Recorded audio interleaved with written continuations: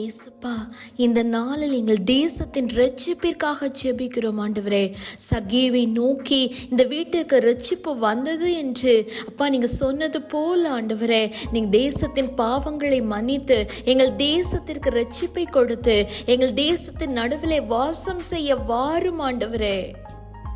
என் ரட்சிப்பு தாமதிப்பதுமில்லை, நான் சீயோனில் ரட்சிப்பையும் இஸ்ரவேலுக்கு என் மகிமையும் கட்டளையிடுவேன் என்று சொன்னீங்களப்பா. எங்கள் தேசத்து ஜனங்கள் உம்முடைய அன்பையும் உம்மையும் அறிந்து கொள்ளணும் ஆண்டவரே. அவர்களின் கலான இருதயங்கள் சதையுள்ள உம்முடைய அன்பை உணர்ந்து கொள்ளுகிற இருதயமாய் மாற்றப்படணும் ராஜா. ஏசப்பா, எங்கள் தேசத்தில் உள்ள வாலிபர்கள் மத்தியில ஒரு மிகப்பெரிய எழுப்புதல் உண்டாகும்படியாக செபிக்கிறோம். எங்கள் தேசத்தின் தலைவர்களை சந்திங்க ராஜா.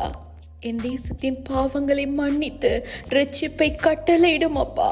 ஆமென்.